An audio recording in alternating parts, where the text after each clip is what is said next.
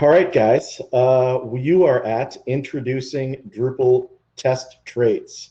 It's kind of a mouthful, but it's super useful when you need it. So excited to tell you more about it. A little bit about me. Like many of you in the chat, I've been around for a long time. In fact, since 2001, Dries founded the project 1.0 in January of 2001, and I started contributing in October of 2001. So been with Drupal since the very beginning. You'll see a bunch of like projects and movements that I started listed out here. Drush and Devel projects. Down at the end here is DTT, Drupal Test Traits, which is one that I'm proud of. Mike Ryan made Migrate, and I was a co-conspirator on that one, co-maintainer.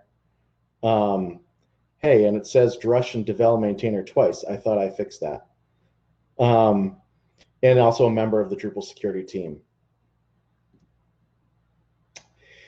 So here's the agenda. I want to talk a little bit about what DTT is, when you use it, how to install it and run it, and then go into some code, look at what test cases look like that are built upon DTT.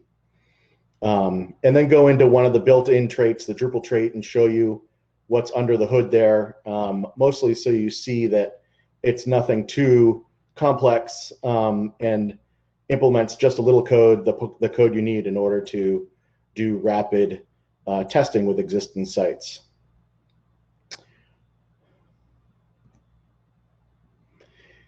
Okay, so if you look at DTT's README, this is the slogan. It's a set of traits that are useful for testing Drupal sites that have user content in them. And I don't know, maybe that's like too dry or confusing for people because I think DTT doesn't click with people at the very beginning. So I'm willing to take new slogans from anyone. But the key difference is that Drupal's testing suite, which is really quite nice nowadays. I'm talking about browser test base and Nightwatch and kernel tests and that sort of thing. Generally, those features blow away your Drupal site and reinstall a new one and then begin the test. So that's great when you're testing core. That's great when you're testing your contrib module, but it's not great when you're testing a client site or a real live Drupal site that has content in it. It will always have content in it. It will have the same theme that it is supposed to have in it. It'll have menu links in it. And you really want your tests to be able to click on those menu links to go navigate to some content that's always going to be there and verify that it's still working. So with the Drupal core testing suite before DTT, we had no way to do testing on populated sites or client sites, because the expectation was that Drupal was going to tear down the database at the end of each test scenario and reinstall Drupal from scratch.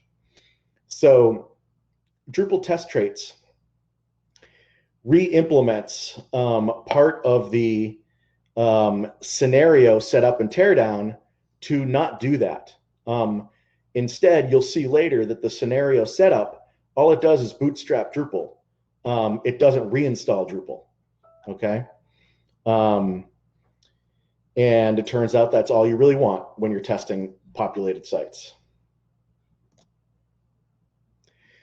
So when you are testing populated sites, the traditional tool to use is called Behat.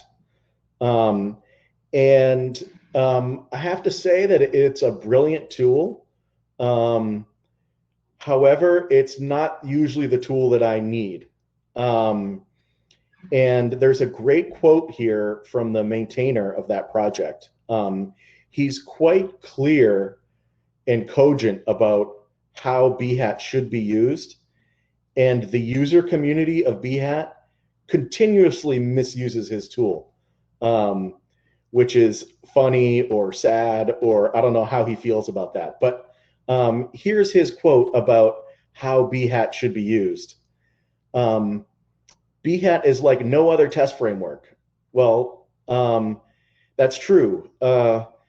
It proves that your system was built right. Instead of proving that your system was built right, it helps you build the right system in the first place by facilitating and enriching requirements communication. So Behat is great when you're talking to a product owner and they're describing how a carousel is supposed to work. They write it down as use cases written in a language called Gherkin, and the developer can build it for the first time so that it matches the behavior that the product owner specified. And that's the extent of where Behat is meant to be used. And it's the best tool for that. But it is not a good tool for regression testing. Regression testing is making sure that the carousel stays working as a carousel for the next 5 years. That's the job of other tools. In PHP, almost everyone is using PHP unit for this sort of thing. And Drupal Test Traits is made to plug into PHP unit. So there's a great blog post by Fina Proxima of the Drupal community about how he used Behat to do regression testing in Lightning distro, and he came to realize his folly and no longer do that. So I think we could talk later on about why Behat isn't the right tool for regression testing. It's a great conversation. I think I'll just move on and leave it at that for now. Okay, so now you know when to use Drupal Test Traits, a little bit about how to use it. The good news is that it's super easy to get started with. Here is the only step you need to do to get the code. It's a composer require. There's a composer package there that you'll want to install. Then you'll want to set an environment variable, either as you run the tests, or you can put it into your Docker env file. You can put it into phpunit.xml, but in some way you have to define this variable dtt_base_URL. And the value of that environment variable is the website's URL. In order to actually run a DTT test, you run PHP unit executable. You pass in a -- bootstrap option. The value of that bootstrap option is bootstrap-fast.php. There is an implementation of bootstrap-fast.php in DTT, so you can go into the vendor directory and just point to that. Eventually, you might want to customize and make your own bootstrap fast. If you do, just copy it to somewhere else and customize it and point to it with -- bootstrap. And then, as is customary with the PHP unit executable, just pass the path that you want to test. In this case, I'm going to test all of my custom modules and all of the PHP unit tests that are housed within them. I guess the takeaway is that running DTT tests literally is running your Behat test suite. And if you know how to run Behat, my bad.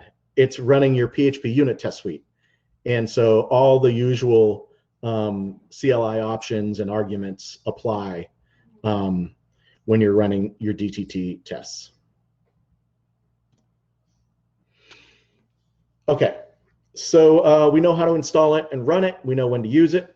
Let's look at some code.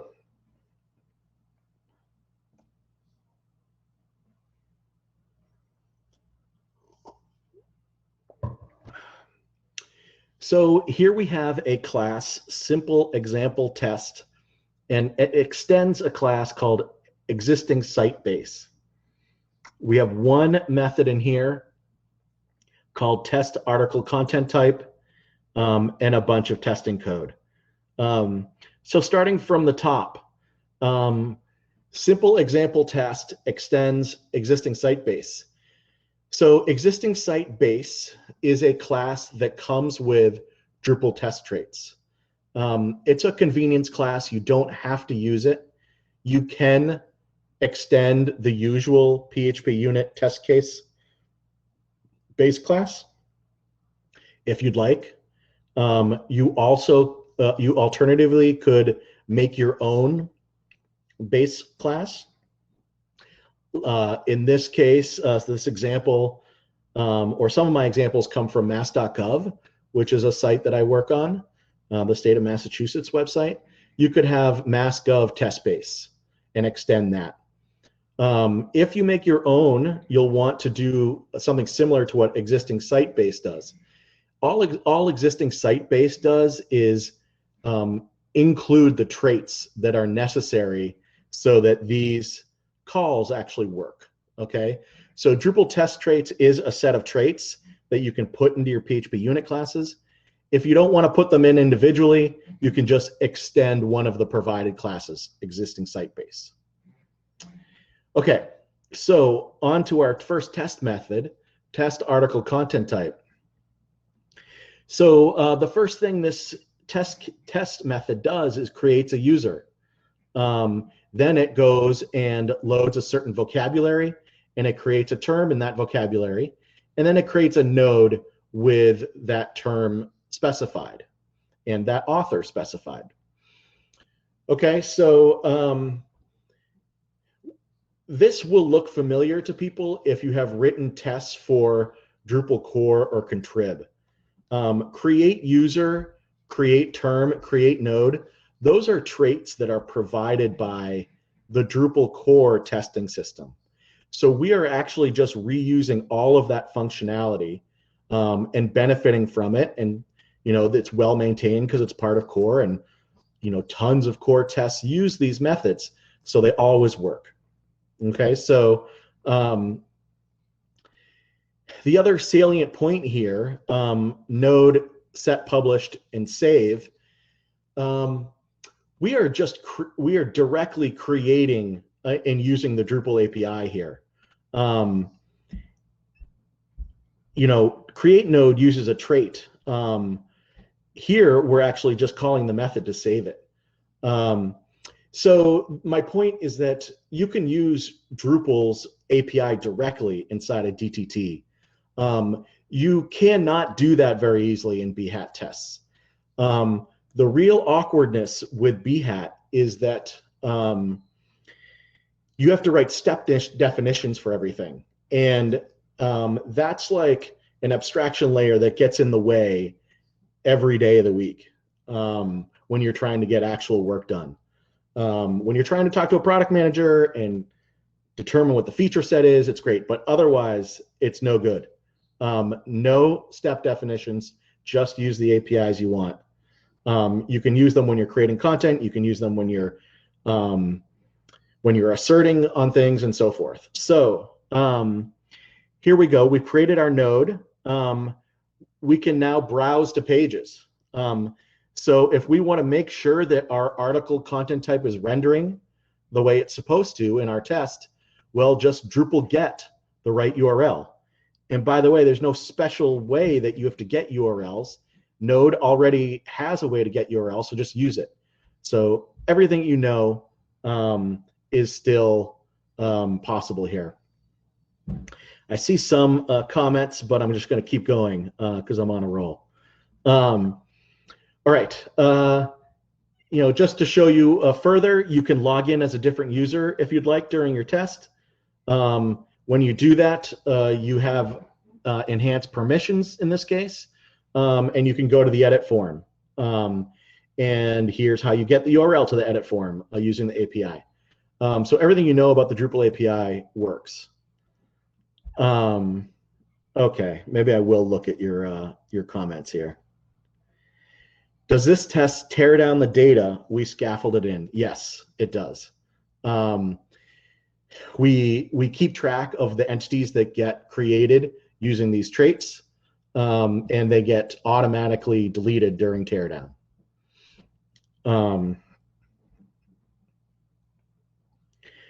I don't have any examples with BLT. If it's just PHP unit, it really should work. I've looked at that briefly, but not really the sort of test running part of BLT. Let's go on to the next test. This test does something totally different. It also extends existing site base, but this one is actually testing the ability of your website to send emails and the correctness of those emails. All right. We said these are just regular PHP unit methods. So this one decided to implement the setup method, and it calls start mail collection method. Start mail collection is a method that comes from the mail collection trait, which you can see that we've included here. That trait comes from DTT. It's one of our traits. What that trait does is that it looks at your mail system definition on your site, and it replaces the usual mail system with something called the test collector. The test collector is a mail system that's provided by Drupal core that just collects all of your emails in the state system. And so there's a handy method to get that done. There's a handy method to wipe out any queue. And by queue, I refer to the Drupal queues. Here we're deleting one called the unpublished reminders queue, all right, which is custom code.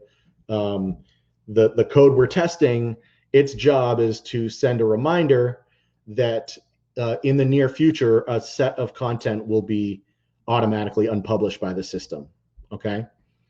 So clear queue method is provided by one of the traits that we're including here called queue runner trait. So moving ahead past setup into the actual test method itself, we create a node and we set an unpublish on field to 3 days ahead of the current time. So this node will be unpublished in 3 days in the future. Unpublish on is a field provided by the scheduler module, I believe. I think that's how we're doing that. So we create the node, and then we run the queue. Run the queue will send the emails, the unpublished reminder emails. So once that line of code runs, the test collector should have collected several emails. And now we get to finally assert stuff. So here we grab the assert mail collection, and then we run some methods on it. We make sure that we are only looking at the mails that belong to the mass unpublished module. We only want the mails that are being sent to the author, and there should only be one sent to the author. And we also want to make sure that the CC headers is populated. Basically, the teammates who are in the same organization as the author also find out that there's an upcoming unpublish. So if we were to expand this test, we might want to look at the body of the email that was sent and assert that it had some text that it's supposed to. But this is a sort of a very different sort of assertion and a different test, but DTT handles it really easily, and it provides some convenience traits so that you can see we have written very little code here, and it's really easy to read. I think that's what you'll find when you start using DTT is that it's quite developer friendly, and developer friendly is important, right? Because we don't like to write tests a lot of the times. They're slow, they're difficult, and making them readable and making them easy to write means your test coverage improves things. So there's a question from Sean about whether DTT tests are fast.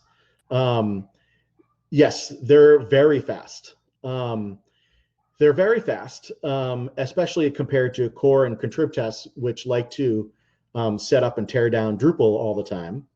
But even Behat, which doesn't do that, Behat basically always uses web requests, and we don't have to use web requests here in DTT. We can use the Drupal API to set things up, to get things out, and so forth. So we do shave time here with DTT versus Behat. Okay, so a third test case. Here we're doing something a little bit different. We're extending existing site Selenium 2 driver test base. So DTT not only can test your back-end code, like we saw that node rendering was working in the beginning, it can test your front-end code also. Here, we're using Selenium to drive a real web browser, okay? And we are doing assertions and clicking on buttons and filling fields and making sure that our front end of our site is working. Here we are going to the node add article form, and we're filling in the title. And now we start typing TERM. And what we're doing there, we're filling in the tags field, the taxonomy tags field, and our next assertion waits for the autocomplete to be visible. So this site already has a term in it called term 1 and term 2 and term 3. It's testing data. And so we are now asserting that auto-completion has worked. And we did that by really typing keys in a browser. So that's pretty good coverage. If we can make sure autocomplete runs on the back end and autocomplete works on the front end, we're quite sure that we're not going to break autocomplete. So just want to highlight that front-end testing is possible with DTT. You'll want to read a little bit about how you set up your Selenium 2 and so forth, so that this works for you. Just to finish out this test, we actually are populating the field with the term 1 via autocomplete. We're saving the node we created, and then we assert that we have the right title and that term 1 was actually associated with the node that we created. Okay, so this is a little peek under the hood of Drupal Test Traits. One of the provided traits is called the Drupal Trait. It was really the first one to be written. And here is the meat of it. So the job of Drupal Trait is to run very early during the setup method for all DTT tests. And we first find Drupal root thanks to the Drupal Finder package. That's just a couple lines. Once we have our Drupal root, we can get a class loader, and the class loader lets us, along with a request object, go ahead and get a Drupal kernel. Once we have a kernel, we have to do a quick change directory so that we are in Drupal root, and we boot the kernel, and that's all there is. So each test basically boots up Drupal and then stops. That's what happens during setup. And that's why you can freely use the Drupal API in your test method, is because Drupal's fully bootstrapped. and the sorts of objects and methods that you might call, and Drupal services are all available and so forth. So this is the code that doesn't reinstall Drupal all the time. We bootstrap Drupal, and that's it. So that's the Drupal trait. Let's see what you guys are chatting about over here. Laravel. Can we run any old Drupal code in DTT test? Yes, you can.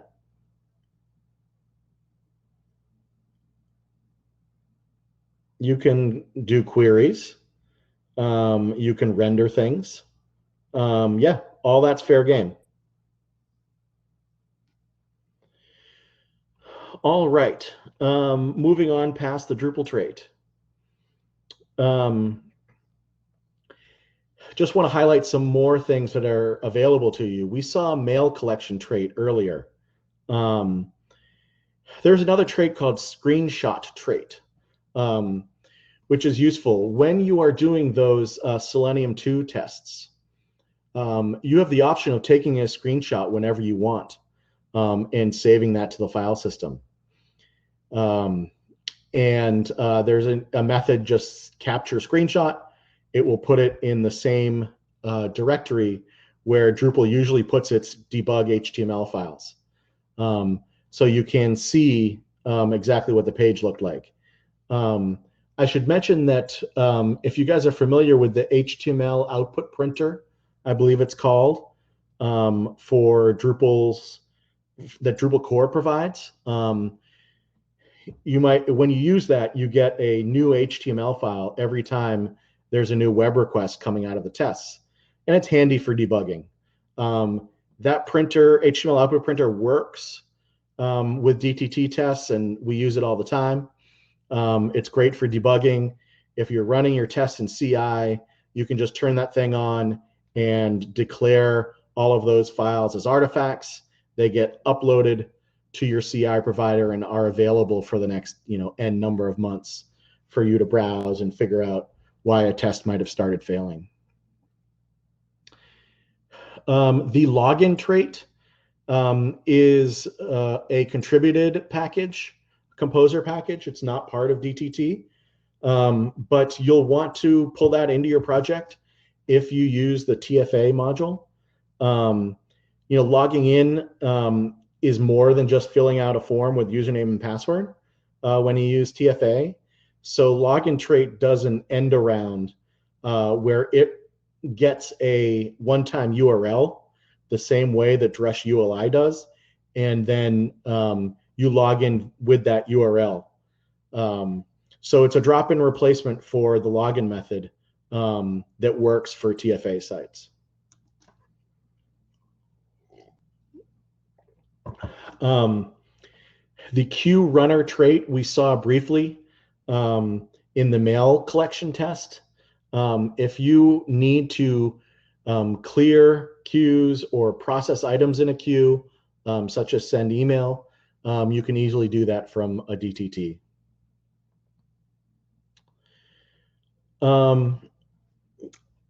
Let's see, you guys are asking lots of good questions here.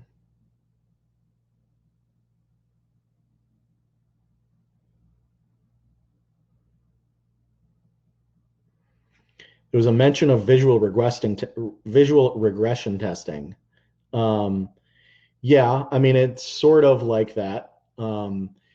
If you're really wanting visual regression testing, we use a project called Backstop, which is pretty nice. So definitely check out Backstop. Jonathan asks if there's an equivalent of then I break. Then I break is the equivalent of PHP's sleep method. So if you want to just sleep, write the word sleep and put in, 100 seconds or 1,000 seconds or whatever you need there, and rerun your test, and you will functionally have the same thing as then I break. Notice how we didn't have to go into a step definition called then I break and see that all it includes is the method sleep. So that's kind of nice.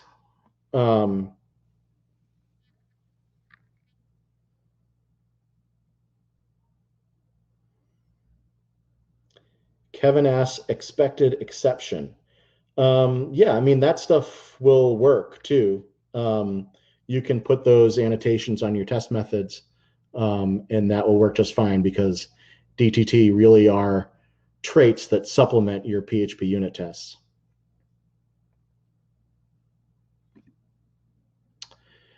Okay, so I actually have come to the end of the slides portion of the presentation. You guys can keep asking questions in the chat, or I'm not sure how this sort of thing usually is done. Let's see, Simon's question. Any ways of testing an API first backend? Yeah, for sure. You can take your favorite web client, let's say it's Guzzle, and go ahead and make Guzzle requests. Yeah, I mean, you probably will not want to use Drupal get. You'll probably want to either use Guzzle directly or look and see like what the JSON API module uses for making its requests, and do that. Do the same thing. You certainly could skip the HTTP part of it and just make a request object and process that request. But I think it's more straightforward to actually make HTTP requests using a web client. Yeah, you're welcome. All right, you guys can keep asking questions. I said I would come back to a topic about Behat. Ryan, is it possible to parallelize the tests? So that question really doesn't have to do with DTT per se. Remember, DTT's only job is to bootstrap Drupal and then slowly back away. So that really depends on what your tests are doing. In general, yes, it's really easy to parallelize. We're not tearing down and setting up Drupal. And the only caveat with parallelizing your tests is you don't want one that is doing something that is undone by the other one that's running at the same time. So that's really about test authoring and authoring your parallelization. In general, when I write these tests, I create content on the fly. So it's always using new nodes. I'm not trying to use existing nodes. And they get torn down at the end of the test method. So as long as you're using like new nodes and new terms, there's no reason why parallelization should interfere. And this sort of how do I parallelize is all the same techniques that you would usually use with PHP unit. You can do what run test does in Drupal core. You can also use xargs and the program, other programs that launch multiple processes for you at the same time.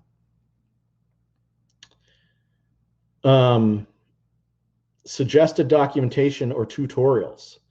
For DTT in general, I would start off with the GitLab project and follow the blog posts that are listed there. I don't know of more stuff than what's there. Hopefully people will keep contributing more documentation. It's intentionally a pretty thin project. Hopefully we don't need mountains of documentation. We can point to PHP unit as far as how you do setup and how you do teardown and how you do assertions, and we can point to Drupal's methods for creating content and so forth.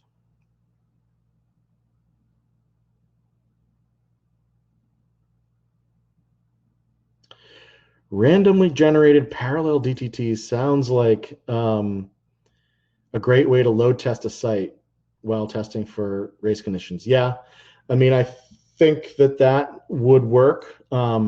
There certainly are load test tools. Locust.io and its Rust cousin Rust, Goose rather, are ones that I've used. You might want to check those out. But yeah, I could see DTT playing a part in load testing. Thank you for reminding me that it's called New Parallel, Ryan. Are you able to execute these tests on an external site? That's not really the design. The design is that the tests run local to the site that you are working on. There are other tools that do what you're saying, but that's not really how these work. John Pugh, could you use TTT trace in a BHAT feature context or plugin? So a BHAT step could call DTT. Maybe you could, but that's so convoluted that I would not recommend it. DTT and BHAT do the same sort of thing, so I think you want to pick a side and use one of them. Oh, you were kidding me. Okay, good one.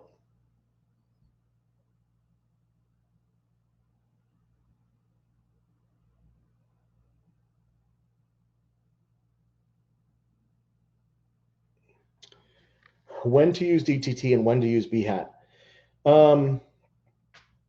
Well, I did get into that in the beginning. What I was saying was that BHAT is great when you are writing features from scratch for the first time, and you need to make sure that the feature is built according to the spec of the product owner.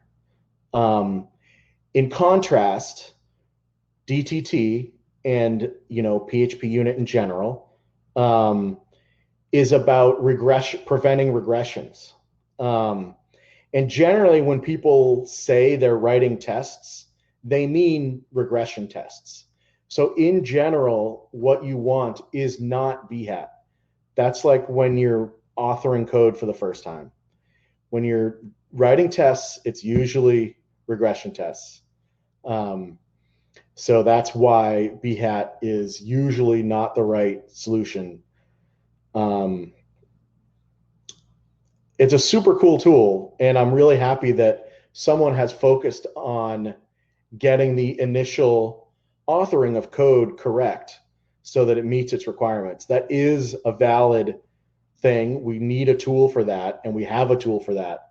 But like, it was built so well that it was immediately misused. Hi, Lisa. Awesome that you joined. Speed differences between DTT and BHAT. I haven't measured that. I would expect DTT to be a little faster in general, mostly because it encourages you to use the Drupal APIs directly and use less web requests, like for in setup methods and so forth.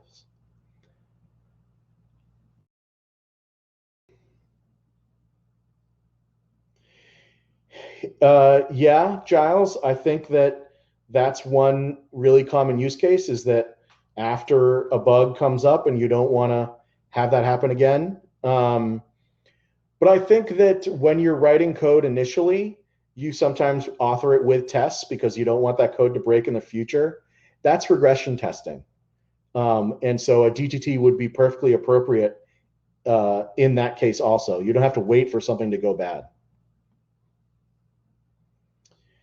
And maybe the word regression testing is like not helpful. Validating functionality. Oh, I don't know if that one's clear or not.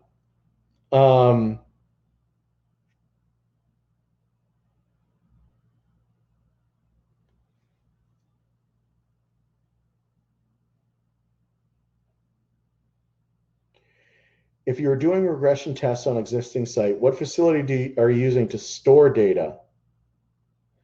So I'm not sure what data we're talking about. Like, in general, the test methods are creating the data that they depend on, namely nodes and users and terms. and they're creating that in this site that you're testing, okay, remember that unlike Drupal core, there isn't two sites. There's only one site. There's no like second one that's getting torn down and installed again. And then that new data gets deleted. If you need to make several different test scenarios that all need to create the same nodes, that's no problem. You can use a trait for that. You can use a base class for that, and you just create the nodes and tear them down in each scenario.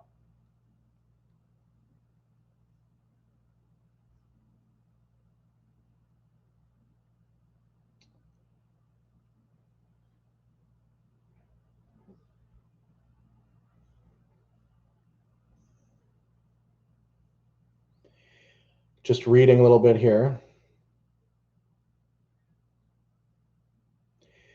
No. So Liam's question was, if you're authoring code for the first time, would I recommend you write a suite of BHAT tests, and then once you need to prevent regressions, you write DTT tests? My recommendation is to go right to DTT tests and put those right in the module that has the code that you're authoring. I didn't show you where this code lives,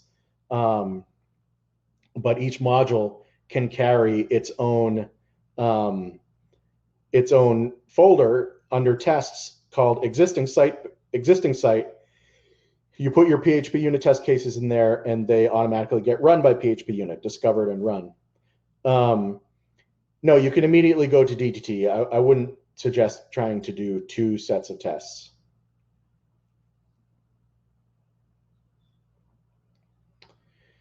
Am I not leveraging existing data for testing? Well, sometimes. This is Pete's question. I might click on a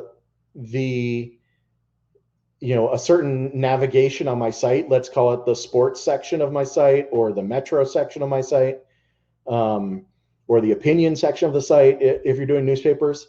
Those are menu items, so I'm relying on that existing content to be there.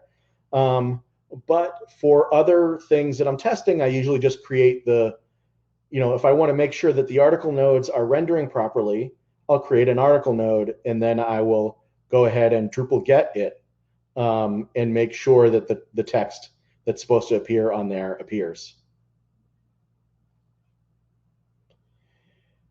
You are allowed to open up video and audio for folks. Yeah, I'm happy to do that. How do I do that? Does someone have to request that? There's one request in the queue. Okay. All right, you're on, John. How's it going? I'll make me be the only one. No one else has requested the I'm controls sure others yet. might, now that I'll be your first follower. Okay, good. This is more natural. I thought something like this was possible. Everyone can click, and let's see how many you can handle. But maybe I'll moderate questions. How about that? Okay, so regression testing is like awesome. Thank you for bringing that word back up, because it means, like, for me, the hat tests have been the biggest savior when it's like you have no idea where the bug came from, right? So it's like maybe there's 3 or 4 forms. Like I'll find a bug, and it's like, but you have to reproduce the bug, and it's like 10 clicks. Click this form and that form. That's exactly right. And so the hat tests, you can literally not, before you even commit, just say like, try clicking this, try clicking that, because sometimes you don't even know where the bug came from. So the hat is going to be able to identify the bug I found.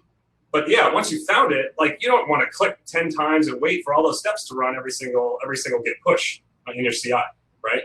So once you figured out that, oh, it's this one data condition that's very rare, but I've used the hat in the past to identify and find the bug. But yeah, it would be great to be able to switch that eventually. It's like a question was, when do you one or the other? It's a trade-off. Like if your test is slow, but it prevents a really bad bug, then great. if you can convert it and save cycles for the developers, that's great too. So they're switching to DTT once you identified a really bad bug. I see that being super useful. And then what also got my gear going was Mike saying that a DTT test will catch little nuances in the data. But then I thought about the front end. I usually write a hat test that's like what the title, like based on the human readable label, right? Not the text field.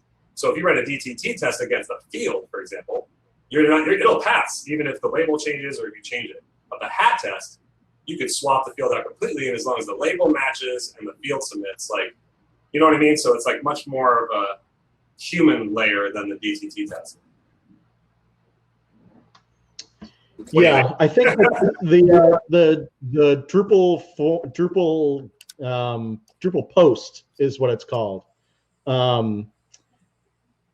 Method that is provided in the Drupal testing system. I think you can use labels to target form fields. No, yeah, I'm not saying that you can or you cannot. I'm just saying it's like typically you normally, just from I always go for the label first if I'm writing a hat test. Like if it doesn't work, I'll do the ID or whatever. You know what I mean? Yeah. So I'm just saying in practical terms, seeing the green, like, oh, and then I saw the title field, that's useful for some people, for like content editors, right? So, and also for refactoring or something, right? If you're refactoring data, test for the label. And I'm not, writing code and versus strings. That's what I mean. It's a case-by-case basis type of thing. Yeah, got it. But and what my question was, sorry to dominate, but to dig into the hat, it really was designed to be like agile feature stories, like scenario and feature. Given I'm a user, I want to log in and see this password reset. Like it makes at first it was cool and you go, I gotta write 1,000 steps, but that doesn't, it's slow. So I think with these test traits, you could summarize, and the hat was already starting to do this, right? By saying, given I'm logged in with an authenticated user, but you can go even further in your own app with a test trait, right? By basically squashing down everything is a logical component and using that for the step. And then you can actually use the features the way they're meant to be and identifying functionality in writing, right? So anyway, that's just what I'm thinking I might try. Because it's really easy to write a custom step once you get into it. Once you start to understand the feature context thing, and it's easy to write a plugin that makes extra steps available. So I could imagine a hat plugin that provides DTT, packages or steps essentially that are wrappers. Anyway. Yeah. Yeah, it's not a war. We're all on the same team. Selwyn, nice to meet you. Am I pronouncing your name right? Yeah, Selwyn. Hey, John. I just thought I'd come join. I thought I'd just come join the chat. I need lots of people have ideas. Jump in. Yeah. If you want to. Are there any questions we didn't get? I have one thought. I spent some time supporting a whole bunch of BHAT tests, and recently started working on a new project and started doing some BHAT tests, and I find them incredibly satisfying. And we've got a front-end developer, and she just discovered writing. I suggested she write tests, and same sort of thing. I'm curious if everyone finds them as satisfying. They're just very appealing for some strange reason. Well, I think it depends is the answer, right? Because for me, this is satisfying. I get that. And I think it's the real-time feedback. You can literally see and imagine someone, right, clicking each thing, and then you could even be on the back end, often I'll be on the back end watching the stuff populate into my website, right? So it's very satisfying in that respect. And so I do see that if that's something you're going for, that can be very useful sometimes, right? To provide that feedback. That's about a developer experience, and maybe it's also content developer experience because you're trying to work with content developers, and sometimes very complicated sites have very complex content models. Oh, absolutely. A nice middle ground, right? Where it's you could train a content model not just to write it, but to work with you and to watch and to be look, remember that thing you wanted? Here's why I can't do it. Here's an option. It's this common language, and it is very satisfying to get that instant feedback.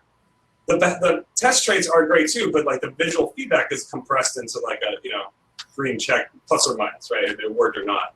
Yeah. So it is a balance, and I think there's room for both. It's not an either or, definitely. Yeah. I find it very satisfying to watch Chrome filling in screens and clicking buttons. Oh yeah, especially when you open up the window. Yeah, you open up like the Chrome driver live. Yeah. That's incredible. Yeah. Especially for a front end person, they're seeing like the entire DOM like changing sizes and everything. It's really powerful stuff. Right. And it's stuff that DTT could do that too. But for someone that's like trying to design the actual push button experience, it's like that's a really powerful tool. Behavior, the hat traits. But yeah, they're abused. We abused it for exactly what we're talking about: regression testing, figuring out bugs, doing a hub functionality, and more. It can get onerous. So yeah, I think there's room for both. Moshe, you look like you wanted to weigh in there. I mean, they're both super useful. I think that BHAT really, it was seductive for me also. Specifically the gherkin part of it, I thought really was very innovative. But once I started getting a bigger and bigger suite and having to write step definitions and code that was like further and further, I knew how to do something in Drupal. It was going to be 1 or 2 lines of API code, right? But it was just like a lot of ceremony in BHAT. And so that's where I thought that there would be a better way. Yeah, did you ever try doing things like make sure that there's at least 3 of this type of element in this region on the page, crap like that, just like, real pain.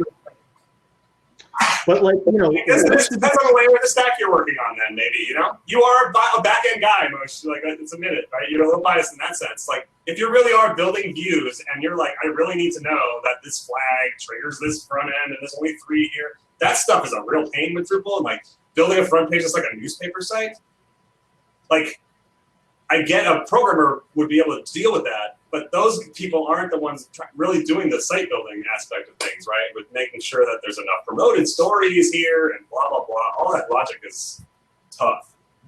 Yeah, like, definitely.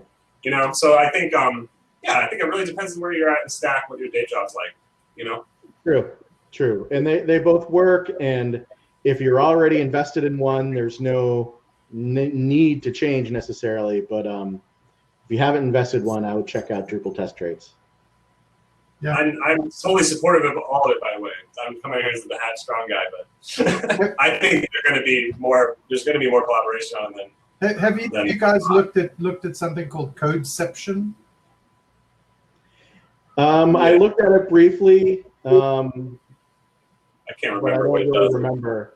It had similar origins to the hat, right? Like, in fact, I think it can even run. It can even run the gherkin code. It's more programmer-esque. You actually look like you're writing. Yeah. Code. I didn't get deeply enough into it, but our shop does CMS called Craft as well, and apparently Codeception. There's plugins for Craft and there's plugins for Drupal apparently, and who knows. Interesting. Moshe, have you thought about, or do you have a model for like contrib tests, like where you have a collection of modules, they all have DTTs that you can run, or how does that? Do you have some kind of like? I don't have a collection of modules. What do you imagine? Do you imagine like if core or any kind of contribs were able to like just drop in a set test for themselves? Can you imagine that? In my mind, it doesn't really work that way. Like contrib modules don't have existing content.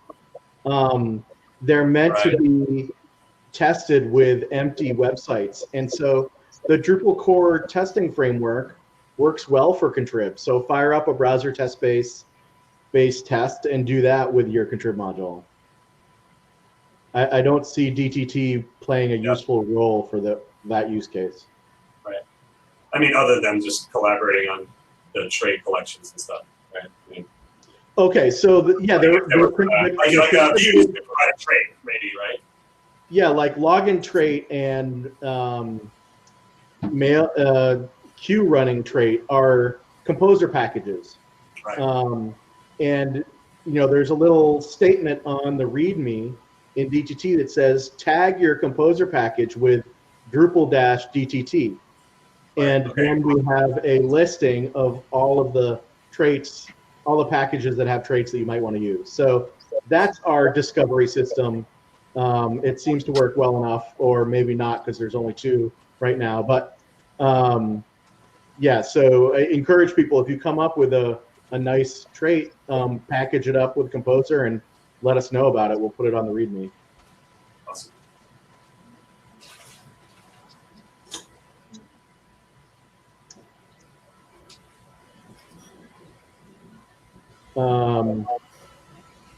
Are the mass.gov tests all DTT, or do you have any BHAT in there too? There's a lot of BHAT. So during the first couple years of that project, we were writing all BHAT tests. And so it's really like the last year or so that we have added DTT. So there's still at least 50% BHAT tests in there. And, it's hard to really... That's a good... Okay, once you have a big site, right, shrinking your tests becomes a task, a chore. So I think this is a really great tool, right? So you can, it'll be so much job just to look at the test results coming in every day and be like, hey, I think I'll snip that down to a DTT, snip that one. It's awesome. I think it's great. Yeah. Sorry, go ahead. Go ahead, Mush. Yeah, Hussein Webb is pitching a DB Docker package here. We actually do something at mass.gov, and we wrote a blog post about it. But preloaded database for Docker-powered sites is kind of a different related topic, but one I'm also interested in. I'm dying to solve database. Database problem. I'm dying. When I keep getting asked, I'm like,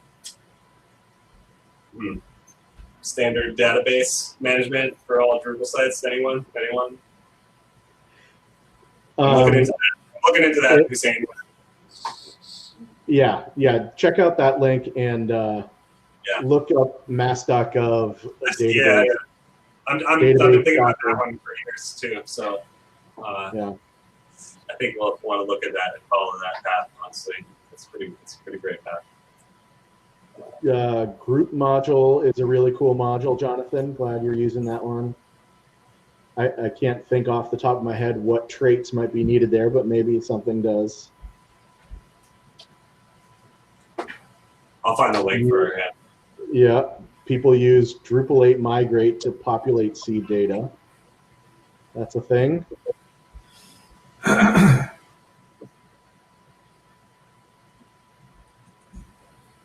Oh, good. John, you found the blog post. Yeah. I've read it before. It's very inspiring. Hey, Moshe, one reason why you might BHAT versus DTT would be if just like you were saying, to run it against a remote site, right? Because like when I was at Whole Foods, we used to want to check against the Acquia dev site and then check against the... Yeah, you know what? Yeah. So given I am at google.com is something I do as a demo. You can write a hat test to test your SEO. Yeah. You can fill in google.com and actually say, then I see my website. Exactly. And then for DevShop, for example, I test the Drupal, I test the DevShop front end, and then I test the sites that I'm generating. Yeah. So I switch to different URLs in the same test. Yeah. But I don't see why you couldn't do that. It's code, DTT, right? So just write code to ping whatever URL you want, right? Yeah. Yes, but you're at the API layer, right? So it's not the same. Yes, the API won't work. So all you can do is Drupal get. That's a good divider. You know what, Moshe? Maybe we can collaborate on like a list of reasons to pick one or the other, right? Because like very specifically, BTT is always connected to at the API level, but the hat is always useful if you. There's a lot of times you want to make sure to reach outside of that stack and like actually ping the site and the server, right, to make sure everything's working, right? So that's a very specific reason to pick one or the other, you know. Yeah, I like and even just this call, we've made very good progress just listing the reasons Because there's no definitive lists, right? It's kind of tribal knowledge right now, like what test would be the best to use. People are still like, so I use Selenium.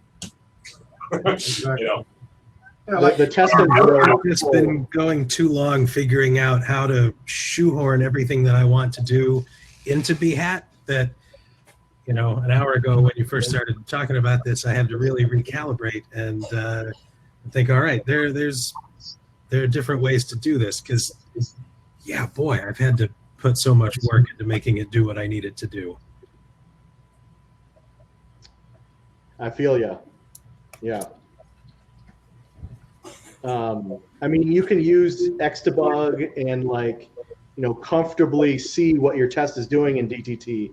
But like when you start making, you know, third-party web requests inside your test, you've lost the ability to debug. You sort of have to debug on the remote side or something, and so I try not to do things. But sometimes Apache is the reason, right? Sometimes it's like the web server and it's Lando, right? Or some crazy edge case. Varnish, Varnish never fails. I totally get it. You're absolutely right. Yeah. Right. So on the app layer, getting right in there and getting that bug, but sometimes it is like I think someone said the hat tests are random, the results are random, or there's all these things, and it's like, is it random or is it revealing the instability of the whole stack that you're dealing with, like HTTP itself in the browser? Like, it's a lot of stuff. So I think it's interesting in that sense that in my world, I'm trying to test all of it. I'm trying to test the web server and the data. Like I'm trying to test, make sure that like absolutely everything's working, right? So yeah, those are two easy, very clear dividing lines.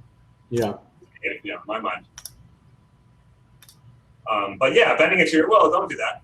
You know, write something else. And there's no reason to not have two test commands. Like we can have two test commands. Absolutely. SH, and it calls two things. Like do it. You know, you should do that. It's not a problem. And our composer script's a very easy way to do it. You know, right in composer JSON, you just add to scripts and just add test, and then make an array of 10 commands. And like, you know, you should be doing that already. You have your, you know, you've got linting and all these other things. So yeah, it's not one or the other thing. But yeah, if you're spending time, it's so frustrating to get stuck wasting a day fixing tests or beating a test system, trying to working through it. It's always just work around it. There's nothing wrong with writing a shell script or like making it happen. You know, because one crappy test or one slow test is better than no test at all. Yeah. So what about more front-endy kind of tests? Like, you know, we have custom breadcrumbs and you know, features that are grouped together that aren't pathed together. So we have to test out the breadcrumbs versus the, you know, active trail in our main nav. We have a couple of custom steps for that now, of course, in BHAT that makes that pretty easy. So if I wanted to be testing, well, no, because there's a Selenium driver. Is there a Chrome web driver? There is, yeah. Okay. I think I've just answered my own question. Yeah, wow. Like Michael Scott said, my mind is going a mile an hour. Yeah. It's all right. You can just call us your ducks. You know, that whole rubber ducky thing. Okay, you're looking confused like you have no idea what I'm talking about. I know the rubber ducky. Yeah, you know the rubber ducky. Jonathan's looking at that like that. I don't know anything about ducks. So tell him, Mush.